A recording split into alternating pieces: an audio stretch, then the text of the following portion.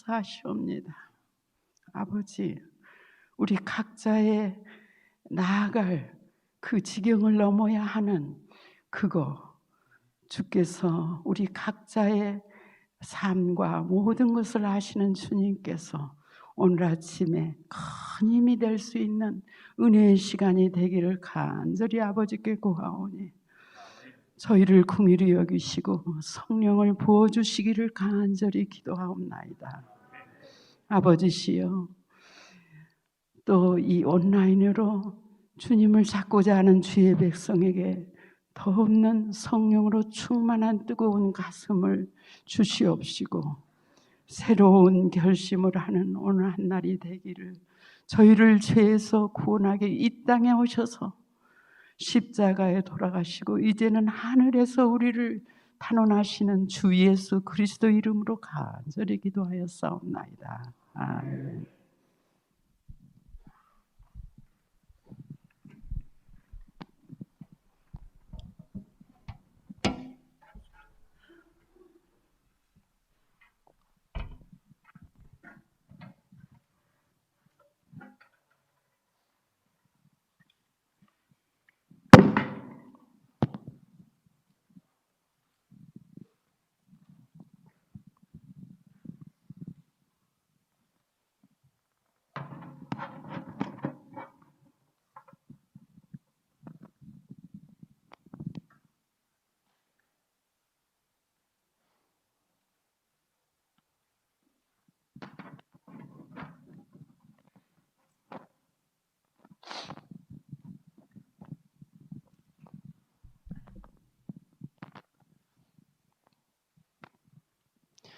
평안히 주무셨습니까? 네. 오늘로서 넷째 날이 지나가고 있습니다. 이제 PUC를 떠날 날도 얼마 남지 않은 것 같습니다. 굉장한 부담감을 가지고 왔는데 이제 조금씩 아쉬워지기 시작하고 있습니다. 네. 각자 가지고 온 하나님께 구하는 모든 기도 제목마다 다 응답되어질 수 있는 이 시간 될 수 있기를 간절히 바라겠습니다. 오늘과 내일은 제가 어디를 가나 가장 좋아하는 주제인 이 하나님의 사랑에 대한 이야기를 함께 나눠보고자 합니다. 때때로 우리가 짊어지고 있는 짐들이 무겁다고 하는 생각이 들 때가 있지 않습니까? 그리고 주님을 위한 봉사와 헌신, 이 신앙적 의무가 무겁게 느껴질 때가 있습니다. 그런데 이런 일들이 초기 그리스도인들에게도 있지 않았을까 하는 생각이 듭니다. 그런데 그때마다 그들은 어떻게 그 부담과 힘듦을 해결했을까? 신약 성경을 읽어보면 그들은 십자가를 바라봄으로 그 모든 무거운 짐들을 해결하였다고 합니다. 그래서 바울은 히브리서 12장 2절에 보면 모든 무거운 것과 내가 살아가고 있는데 너무 무겁다고 느껴지는 그런 것들과 얽매이기 쉬운 죄에서 벗어나기 위해서 히브리 12장 2절에 보면 이런 말을 합니다. 믿음의 주요 온전케 하시는 이인 예수를 바라보자. 그런데 그 예수는 어떤 예수인가 하면 그 앞에 있는 즐거움을 위해서 십자가를 참으신 예수예요. 다른 예수가 아니라. 그리고 빌립보서 2장 5절부터 8절에서도 바울은 예수의 마음을 품자고 하는데, 그런데 어떤 예수의 마음인가 하면 십자가에서 죽으신 예수님의 마음이에요. 그래서 믿음의 온전함, 죄를 극복하는 것, 그리스도의 마음, 신앙의 동력, 이 모든 것이 다 어디에서 오는가 하면 초기 교회 그리스도인들은 십자가를 바라봄을 통해서 온다고 이야기하고 있습니다. 여러분, 이런 말이 있습니다. 기독교는 십자가를 통해서만이 진정한 하나님을 볼 수 있다고 합니다. 다시 말해서 십자가를 통해서만이 기독교에서 말하는 하나님이 어떤 분인지를 알 수 있다고 하는 것입니다.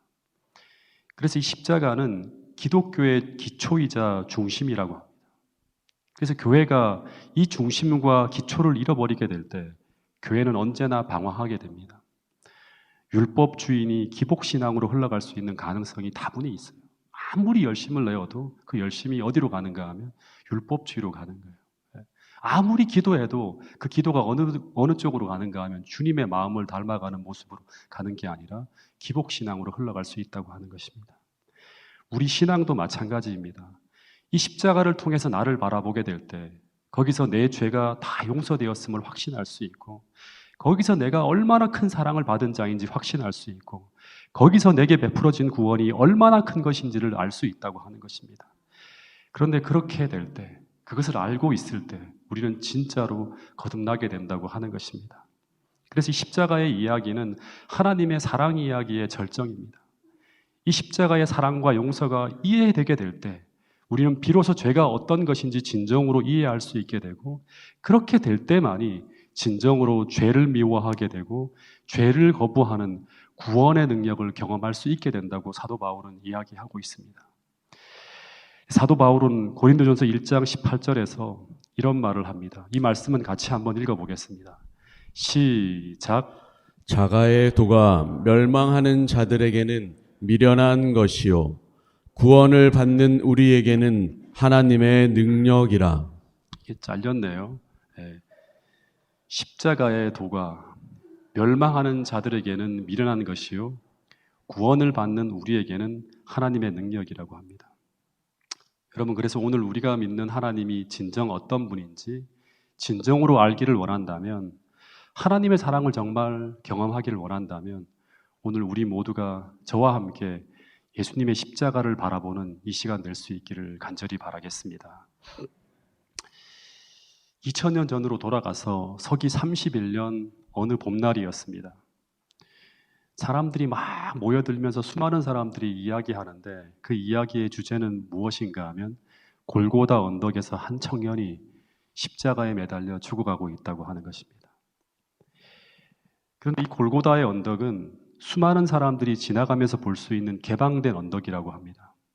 그래서 그 언덕에다가 이 죄수를 매달았다고 하는 것은 이 죄인이 얼마나 흉악한 죄인인지를 공개하면서 공개 처형을 하는 거예요.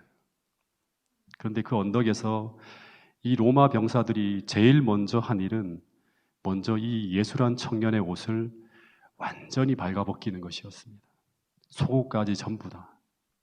그런데 이때 이 장면을 지켜보던 예수를 선생이라고 부르던 제자들은 이 장면이 너무나 수치스러워서 이 모습을 참아 볼 수가 없었다고 합니다. 그리고 이어서 이 예수란 청년의 팔과 다리에 대못이 박힐 때 이 예수란 청년은 굵은 땀방울을 이마에서 흘리면서 저들의 죄를 용서해달라고 기도했다고 합니다. 그리고 십자가가 세워지면서 그로부터 약 6시간 동안 오후 3시까지 이 청년은 십자가에 매달려 있게 됩니다. 당시는 6월절 전날이라서 수많은 사람들이 예루살렘에 몰려들었고 수많은 사람들이 이 장면을 보게 됩니다. 그런데 그들이 본 이 예수는 어떤 모습이었을까요? 예수는 스스로를 메시아라고 했고 왕이라고 했고 스스로를 하나님의 아들이라고 했고, 그리고 하나님과 자신은 하나라고 했고 자신은 길이요 진리요 생명이라고 했습니다. 그런데 그런 예수가 당시 4번의 구타로 얼굴은 형체를 알아볼 수 없을 정도로 망가져 있었고, 그리고 등은 2번의 채찍질로 완전히 누더기처럼 변해 있었고, 그리고 전신에는 피가 흘러서 온통 피범벅이었다고 합니다. 당시 청년의 모습은 그때 그 자리에 서 있는 사람들이 느끼는 그대로 표현하면 어떻게 보면 한 흉악한 인간이 하나님께 천벌을 받아서 죽어가고 있는 모습 그 자체였다고 합니다. 실제 시편 기록을 보면 예수님은 당시 자신의 모습을 이렇게까지 표현하고 있습니다. 시편 22편 6절을 보면 나는 벌레요 사람이 아니라고. 당시 자신의 모습이 너무나 참혹하고 처참할 것임을 예언하고 있는 것입니다. 그래서 당시 그를 따라다녔던 제자들까지, 심지어 그의 어머니 마리아까지, 천사를 통해 계시를 받은 그 어머니까지 이 청년이 하나님의 아들이라고 하는 주장을 이때 이 십자가의 장면을 바라보며 의심하게 되고 그 믿음을 포기하려고까지 했다고 하는 것입니다.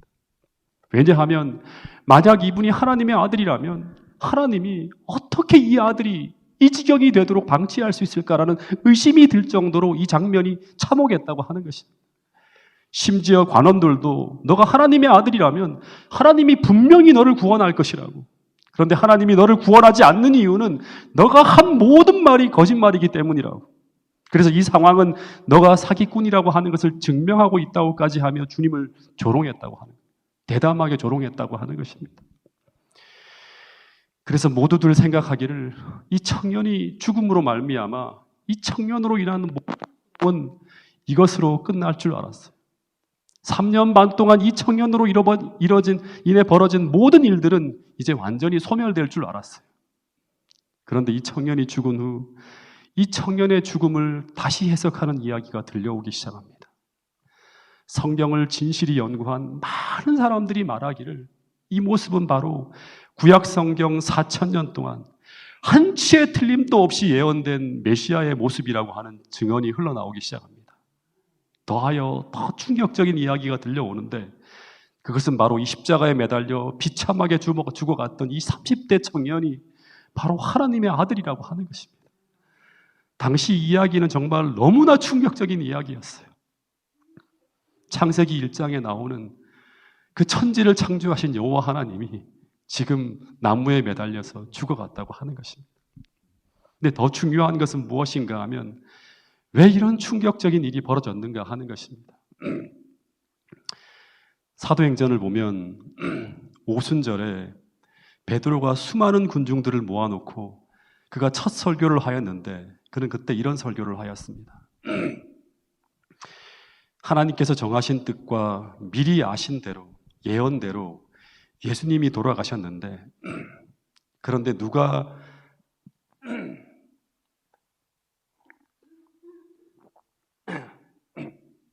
죄송합니다.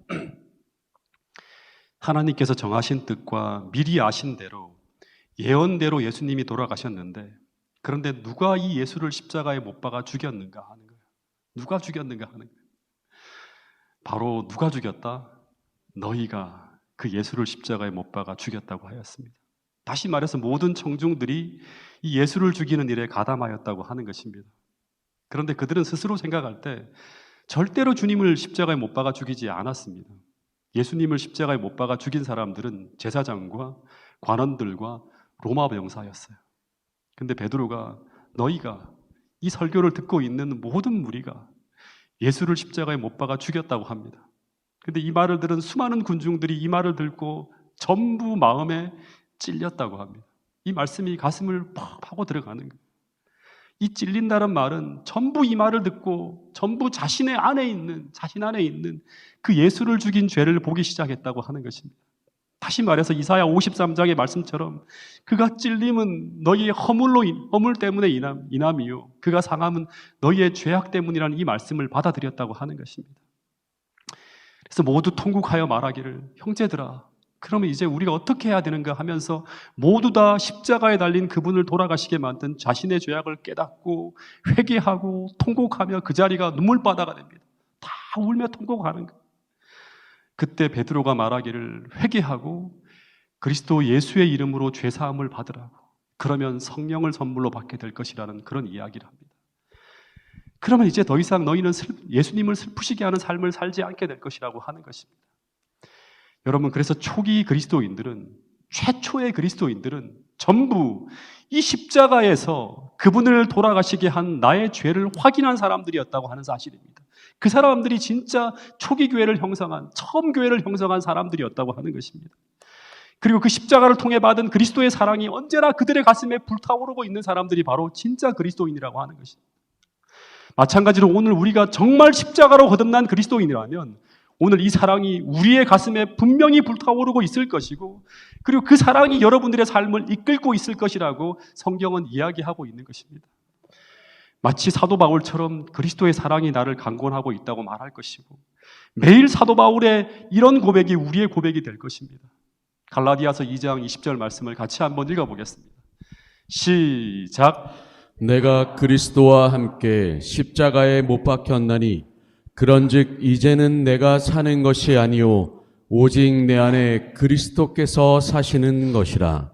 이제 내가 육체 가운데 사는 것은 나를 사랑하사 나를 위하여 자기 몸을 버리신 하나님의 아들을 믿는 믿음 안에서 사는 것이라. 내가 그리스도와 함께 십자가에 못 박혔나니 이건 사도 바울만이 하는 고백이 아니라 우리가 십자가로 말미암아 거듭난 사람이라면 전부 이런 고백을 하게 된대요.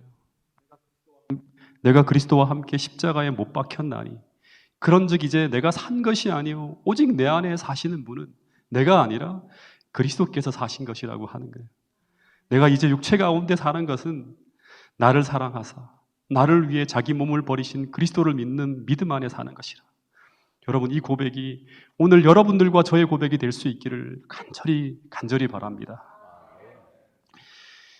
근데 초기 교회 성도들은 이 예수님의 십자가의 놀라운 사랑뿐 아니라 또 하나의 더 큰 사랑을 가슴에 품고 살아갑니다. 근데 그 사랑이 어떤 사랑일까요? 성경에서 하나님의 사랑을 이야기할 때 언제나 하나님의 사랑은 이 아들의 사랑보다 언제나 아버지 하나님의 희생적 사랑을 우리에게 이야기하고 있습니다.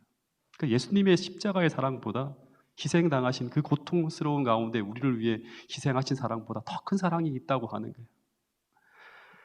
요한복음 3장 16절에서도 보면 아버지 하나님이 세상을 이처럼 사랑하셨대요. 어떻게 사랑하셨는가 하면 아들 하나님이신 독생자를 주실 만큼. 요한일서 4장 9절 10절에서도 하나님의 사랑은 아버지 하나님이 그 아들을 화목제물로 우리에게 내어주는 그 희생을 통해서 나타났다고 합니다. 하나님의 사랑은 이것이라고 하는 거예요. 그래서 이 성경 말씀들은 전부 무엇을 말하고 있는가 하면 십자가 사건이 벌어질 때 그때 성부 하나님의 희생이 얼마나 컸는지를 이야기해주고 있는 성경절들이에요. 이 성경을 보면 이 전부 성자 하나님의 모습만 나오지 성부 하나님의 모습은 철저히 가려져 있다고 하는 것입니다. 근데 성경은 계속 아버지 하나님의 사랑을 우리에게 이야기하고 있어요. 근데 십자가 사건이 벌어질 때 아버지 하나님의 행적이 나타난 곳이 딱 한 군데가 있어요. 그곳이 어디인가 하면 누가복음 23장 44절에 보면 주님이 십자가에 달리신 지 3시간이 지난 정오 때였습니다.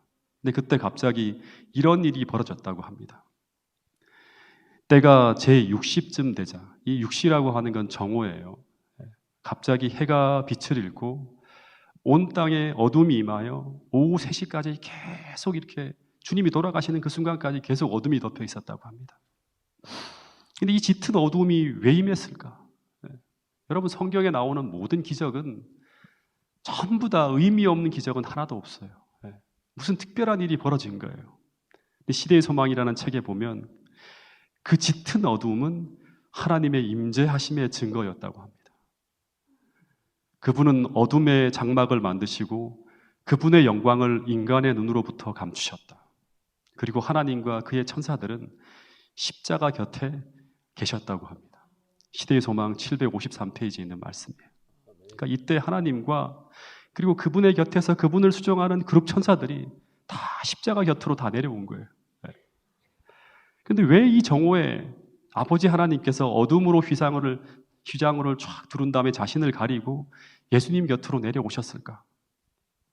십자가 이야기를 쭉 따라가다 보면 이 십자가의 이야기는 크게 4가지 국면으로 나타납니다. 첫 번째 국면은 금요일 밤부터 새벽까지 벌어진 겟세마네에서 벌어진 일이에요.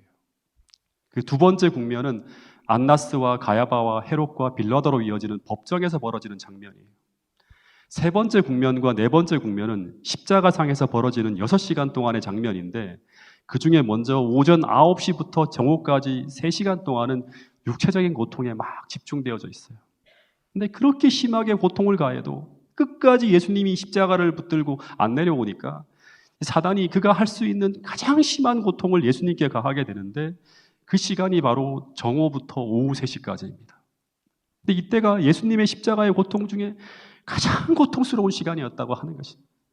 근데 그때 사단은 정신적으로 예수님을 견딜 수 없게 만들어서 주님이 거의 육체적인 고통조차 느낄 수 없게까지 만드는 그 상황이 바로 이 상황이에요. 여러분, 그러니까 예수님은 처음부터 육체적 고통을 못 느낀 것이 절대로 아니에요. 오전 9시부터 정오까지는 계속 육체적인 고통을 느끼고 계셨어요. 그러다가 이 정오부터 오후 3시까지 사단은 이제 예수님의 마음을 쥐어짜듯이 괴롭히면서 더 이상 육체적 고통조차 느낄 수 없게 만드는 그 시간이 바로 이 시간이었어요. 근데 그때 아버지 하나님은 더 이상 하늘에서 이 장면을 지켜만 볼 수가 없어서, 견딜 수가 없어갖고 그 시간 어둠으로 장막을 치고 이 땅에 내려오셨다고 하는 것입니다. 근데 이 어둠의 장막 속에서 그 죽어가는 아들의 마지막 장면을 지켜보시던 그때 아버지 하나님은 그 3시간 동안 어떠했을까? 그리고 그분은 무엇을 하고 계셨을까? 성경엔 아무 기록이 없어요. 그냥 침묵하고 있습니다. 뭔가 하나라도 쓰면 하나님의 고통이 얼마나 큰지 제한되어질 수 있기 때문에, 인간의 단어가 그것을 표현하기에 너무나 무력하기 때문에 침묵하고 있습니다. 그러나 성령께서는 오늘 우리에게 이 3시간 동안 침묵 속에 계셨던 그 아버지 하나님의 마음을 한번 생각해 보라고 오늘 우리에게 말씀하고 있습니다. 그리고 그것을 깨달았던 모든 성경 기자들은 하나님의 사랑이 얼마나 큰지, 세상을 사랑하는 하나님의 사랑이 얼마나 큰지를 계속 표현하고 있는 것입니다. 오래전에 교회에서 집사님들하고 사모가 함께 일을 하고 있는데 한 통의 전화가 걸려왔습니다.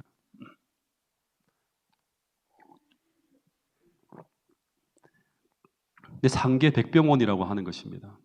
그리고 큰아들 성주가 다쳤다고 하는 거예요.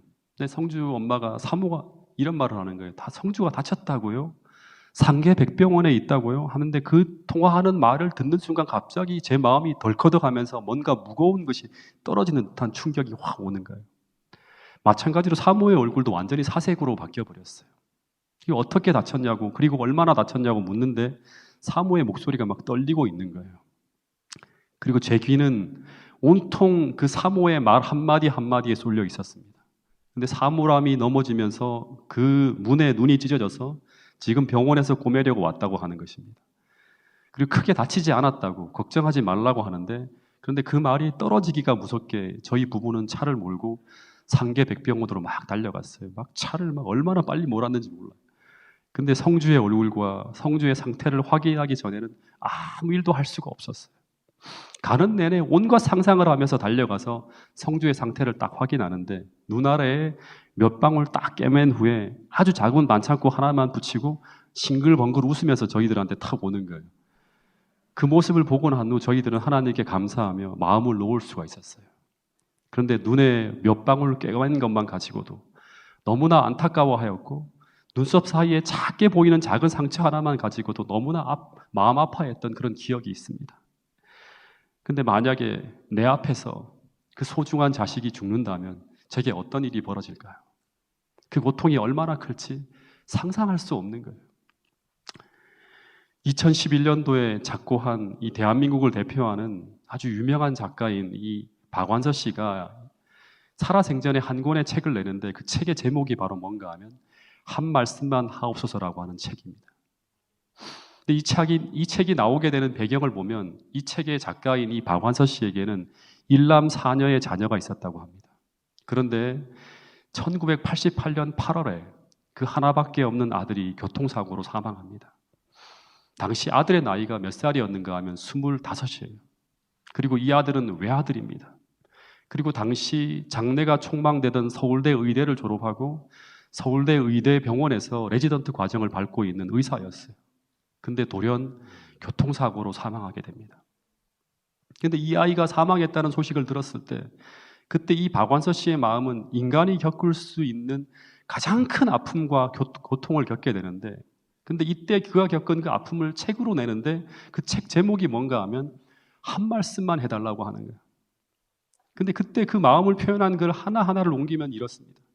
그러니까 이 박완서 씨라고 하는 사람이 가장 어떻게 보면 인간의 마음속에 있는 것들을 잘 표현하는 작가인데, 그가 자식을 잃었을 때 그 마음이 어떤 것인지를 정말 문학적으로 잘 표현한 글들이 있어요.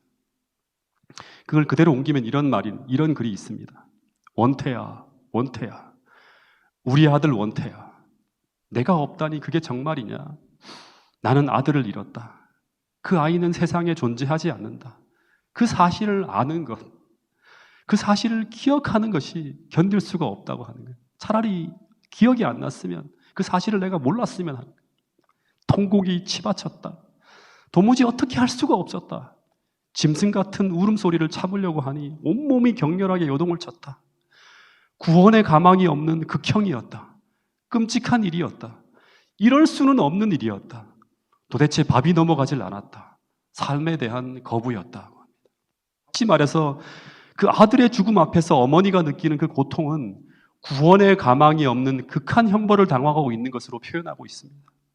그런데 이 극한 형벌 같은 천형을 하나님께서 스스로에게 가한 것이 바로 뭔가 하면 자신의 아들을 십자가에 내어주는 사건이었다고 하는 것입니다. 그러니까 이 십자가의 천형은 아들 하나님만 당한 것이 아니라 아버지 하나님도 더 크게 겪으셨다고 하는 거예요. 근데 제가 이 정오부터 오후 3시까지 그 어둠의 휘장 속에 계신 그 하나님의 모습과 그 마음을 알고 싶어서 계속 기도하며 성경을 뒤질 때 그때 희미하게 아마 그 아버지 하나님의 마음을 볼 수 있는 곳이 딱 한 군데가 있었어요. 그게 어디인가 하면 바로 창세기 22장이었습니다. 3일 동안에 하나님의 마음을 느낄 수 있는 어떻게 보면 유일한 곳이 바로 이곳이 아니었나. 하나님이 일부러 그런 어떤 마음을 표현하고 싶어서 장치같이 표현한 한 사건이 바로 창세기 22장의 이야기입니다.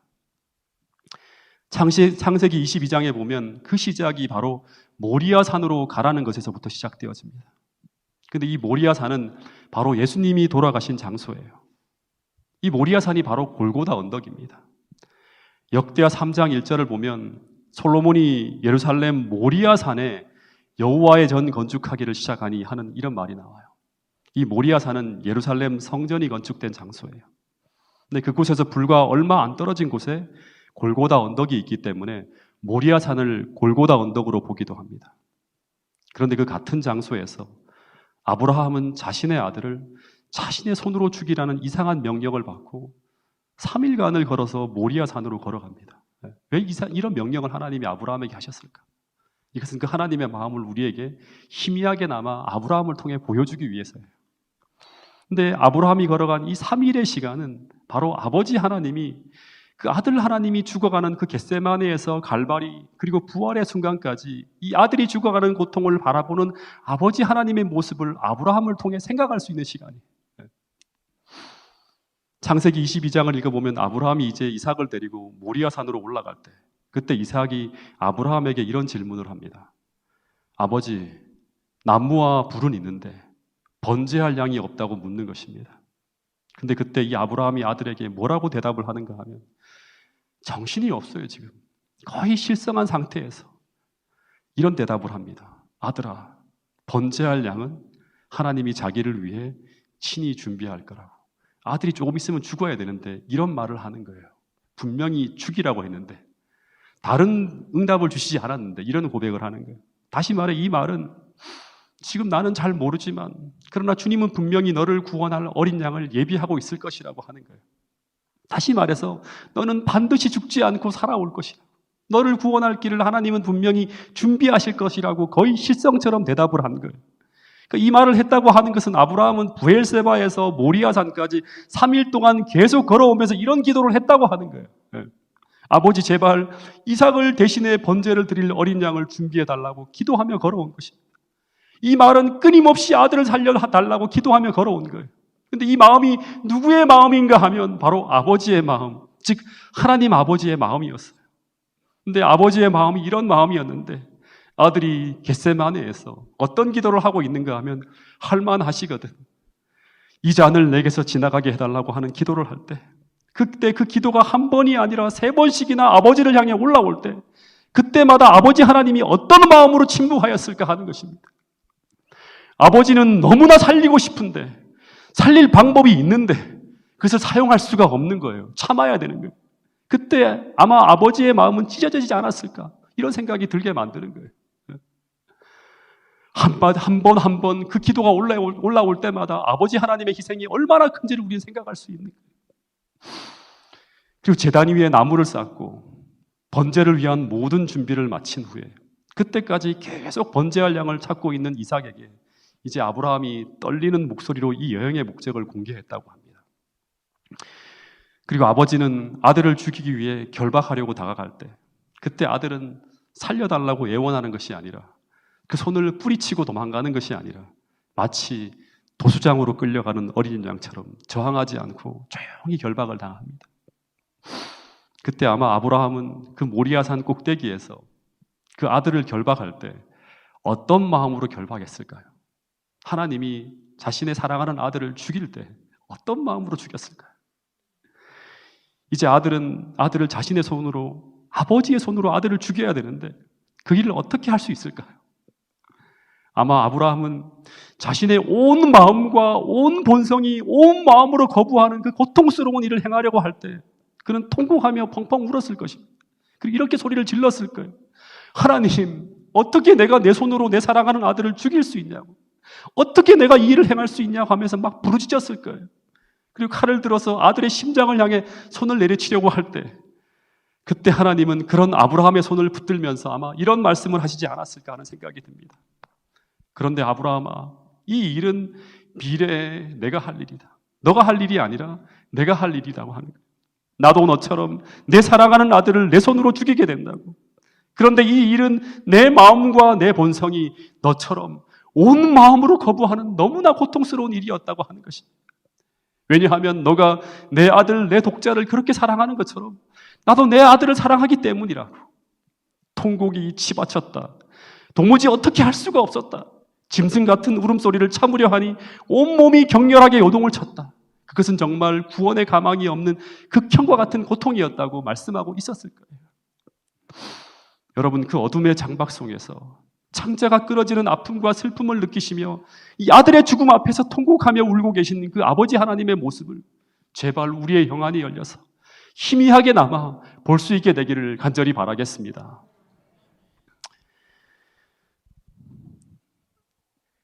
그런데 정오부터 오후 3시까지 예수님은 가장 극심한 고통 속에서 숨을 헐떡이며 돌아가시기 직전까지 주님께서는 무엇을 하고 있었는가 하면 계속 아버지 하나님을 찾고 있었다고 합니다.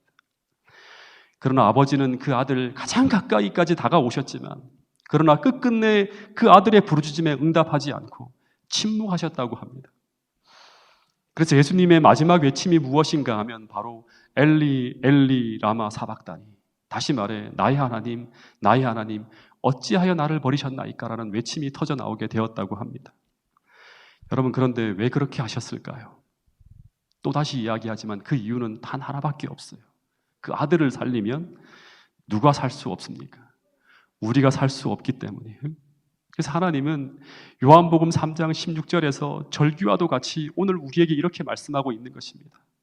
요한복음 3장 16절, 하나님이 세상을 이처럼 사랑하셨다고 합니다. 그래서 독생자를 우리를 위해 내어주셨다고 하는 것입니다. 여러분, 하나님이 세상을 이렇게 사랑했다고 해요. 여러분, 이 사랑을 여러분들의 마음속에 꼭 느낄 만큼 느낄 수 있는 그 사랑을 마음속에 담아서 이 자리를 떠날 수 있게 되기를 간절히 바라겠습니다. 요한복음 3장 16절 말씀을 같이 한번 읽어보겠습니다. 시작.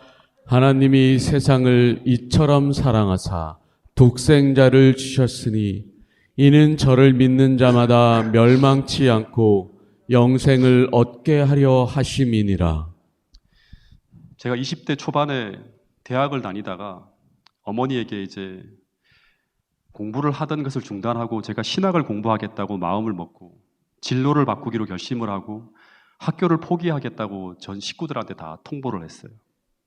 근데 바로 제가 신학교를 들어가는 것도 아니고 당분간은 시골에 들어가서 시골 생활을 하면서 농사도 짓고 성경을 연구하면서 몇 년을 보내겠다고 하니까 무슨 이런 교회가 다 있냐고 하면서 가족들이 난리가 납니다.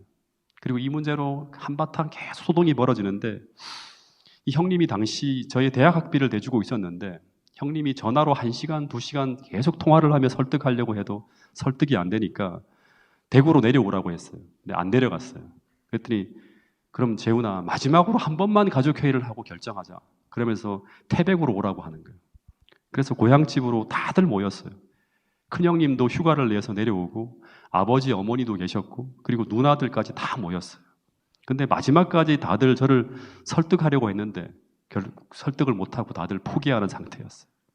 그러다 마지막으로 큰형님이 이제 대구로 돌아가기 전에 저한테 경고를 하시면서 하는 말씀이 뭔가 하면 너가 그렇게 하면 너랑 이제 형제 관계를 끊겠다고, 의절하겠다고 딱 말하는 거예요. 근데 제가 그래도 저는 그것도 각오하고 있습니다 하면서 굽히지 않았어요.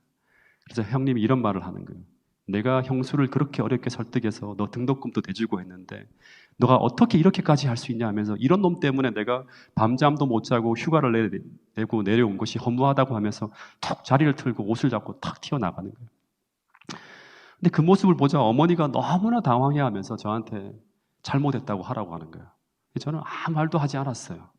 그러자 형님이 저 모습을 뚫어져라 쳐다보더니 그냥 문 밖을 나가서 그 집을 나가는 거예요.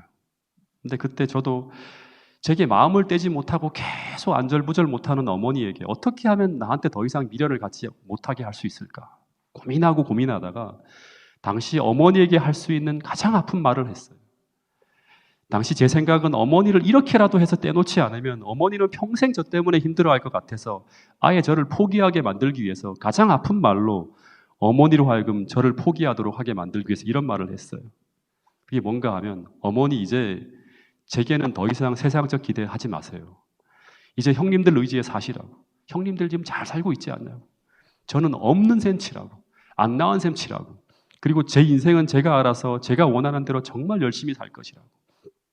그런 말을 하고 딱 돌아서 나오는데 당시 관절염으로 심하게 다리를 저시는 어머니가 그 아픈 다리를 이끌면서 막 뛰쳐나오는 거예요. 사력을 다해서 막 우시면서 쫓아오는 거예요. 저한테 그런 절규와도 같이 막 이런 소리를 막 뒤에서 지르는 거예요. 이게 뭐냐 그러면 재훈아 나 죽는다고 하는 거예요.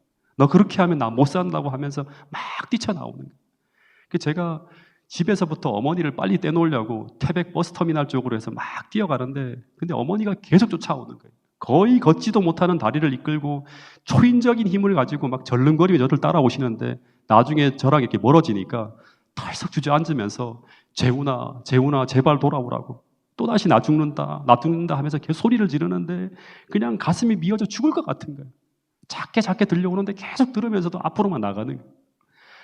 근데 그 어머니의 우시는 소리를 들으면서 끝까지 뒤를 돌아보지 않고 아주 독한 마음으로 끝까지 울면서 제가 어디로 갔는가 하면 그래도 나를 조금 이해해 주는 사람이 누구였는가 하면 당시 대구에서 공무원을 하고 있는 둘째 형님이었어요.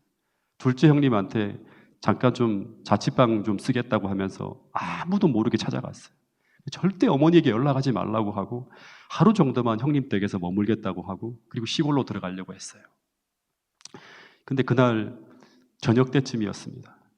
마음이 너무나 괴롭고 뒤숭숭해서 형님 방 자취방에서 이렇게 책을 보다가 책도 안 들어오고 해서 이제 밖으로 나왔어요. 땅거미가 막 어둑어둑 치고 있었는데 멀리 보이지 않는 시간대였어요. 근데 이 생각 저 생각하며 들마루에 앉아 있었는데 저기 멀리서 어떤 할머니 한 분이 대문을 열고 들어오시는 거예요. 근데 다리를 쩔뚝쩔뚝하며 오는데 자세하게 보니까 다름 아닌 제 어머니인 거예요. 근데 어머니의 한 손에는 뭐가 들려 있었는가 하면 검은색 비닐봉지에 뭔가 하나 들려 있는데 보니까 저를 해먹이겠다고 전 이제 먹지도 않는 줄도 모르고 예전에 제가 좋아하던 고등어를 사가지고 그 시장통을 둘러서 들어온 거예요. 제가 집을 나간 즉시 어머니는 제 목적지를 찾아서 온 천지에 전화를 돌려서 제가 있는 곳을 확인한 다음 잠시도 집에 지체하지 아니하시고 즉시 저를 쫓아 나온 거예요. 마치 하나님께서 우리가 죄를 지은 즉시 잠시도 하늘 궁정을 자신이 거할 것으로 생각지 아니하시고 즉시 우리를 찾아 이 땅에 내려오시는 것과 똑같은 모습이었어요. 무릎이 아파 제대로 걷지도 못하시는데 기차와 버스를 몇 번씩 갈아타시고 그곳 대구까지 아무것도 먹지 못하시고 물 한 모금도 안 드시고 얼마나 신경을 썼는지 입술이 다 바짝 터진 채로 쫓아온 거예요. 이 생각을 하니까 더 이상 버틸 수가 없는 거예요. 견딜 수가 없는 거예요. 여러분 그런데 우리 하나님도 이런 마음이실까요? 저와 다르지 않다고 합니다. 저는 깨달았어요. 제가 어머니를 떼놓으려고 노력하면 할수록 어머니는 점점 더 힘들어진다고 하는 것을 다시 말해서 아무리 밀어내도 어머니는 목숨을 걸고 사력을 다해 어머니를 쫓아온다고 하는 것을 저는 이때 확인했어요. 여러분 그런데 우리 하나님도 이럴까요? 여인이 어찌 그 젖 먹는 자식을 잊겠으며 자기 태어난 아들을 긍휼히 여기지 않겠느냐. 절대 잊지 못하는 사랑으로 쫓아오신다고 하는 거예요. 그때 어머니는 아무 말씀도 안 하시고 그날 저를 위해 저녁밥을 지어주셨는데 밥이 안 넘어가는 거예요. 밥을 못 먹고 눈물을 뚝뚝 흘리는 저를 보면서 어머니가 하시는 말씀이 재훈아 제발 한 숟갈만 먹어라. 제발 소원이라고 하는데 안 먹을 수가 없었어요. 막 울면서 모래알을 씹듯이 어머니가 떠주는 그 밥을 다 받아 넘겼는데 세상에서 가장 슬픈 저녁 시간이었어요. 같이 울면서 밥을 먹었어요. 그날 밤 저는 밤새 잠을 못 이루고 울면서 나를 사랑하시는 어머니를 생각했어요. 근데 그날 밤에 잠을 자는데 어머니가 가운데 주무시고 양쪽에 작은 형님 그리고 제가 이렇게 자고 있었는데 어머니도 밤새 못 주무시고 막 뒤척이셨는데 나를 돌아보고 누우셔서 내 손을 꽉 잡으시는 거예요. 그리고 당신 손에 깍지를 끼고 당신의 가슴 위에 탁 두시고 주무시는 거예요. 그런데 제가 깍지를 풀기만 하면 깜짝 놀라서 제 손을 막 급하게 찾으시는 거예요. 또 풀면 또 깜짝 놀라서 내 손을 찾아서 더 꼭 깍지를 끼고 주무시는 거예요. 혹여 어머니는 또다시 그 밤사이에 제가 도망갈까봐 두려운 거예요. 이 아들을 또다시 잃어버릴까봐 두려운 거예요. 5남매가 있는 그렇게 자녀가 많은데 이 막내 아들을 절대로 포기할 수 없는 거예요. 여러분 마찬가지로 온 우주에 헤아릴 수 없이 많은 수많은 우주 거민이 있는데 그렇게 많은 충성된 자식들이 있는데 하나님은 우리 하나를 포기하지 못하신다고 하는 거예요.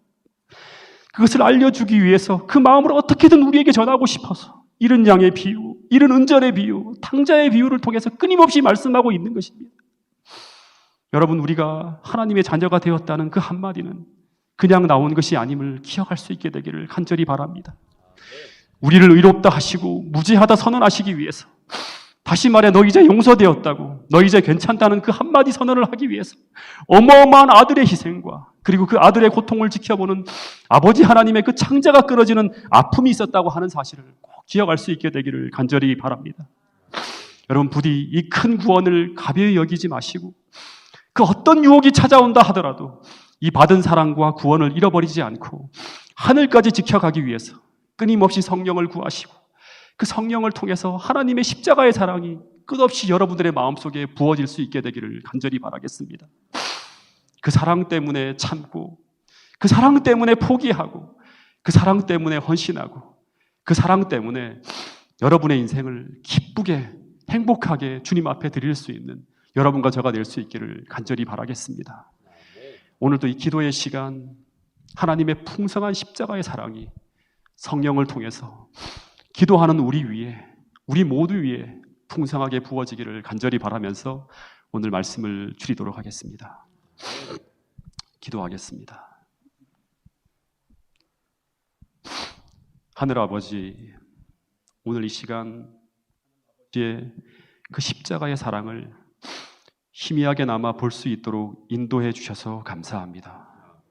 오늘 이 시간 성령의 충만한 역사로 말미암아 하나님의 십자가의 사랑이 우리의 마음에 풍성하게 부어짐으로 우리 모두가 정말 그 십자가의 사랑으로 말미암아 진실되이 깊이 회개할 수 있도록 도와주시옵고 더하여 진실되이 주님을 섬길 수 있는 저희 모두가 될 수 있도록 도와주시옵소서. 특별히 우리가 짊어지고 있는 수많은 인생의 짐과 신앙의 무게가 주님의 그 십자가의 사랑으로 말미암아 가벼워지게 하여 주시옵고 우리가 주님을 섬기는 것도 행복하고 기쁜 일이 될 수 있도록 도와주시옵소서. 오늘도 서부 지역 야영의 모든 순서 위에 축복하여 주시옵고 온종일 은혜와 사랑으로 충만한 하루가 될 수 있도록 도와주시옵기를 예수님 이름으로 감사하며 간절히 기도드렸나이다. 아멘.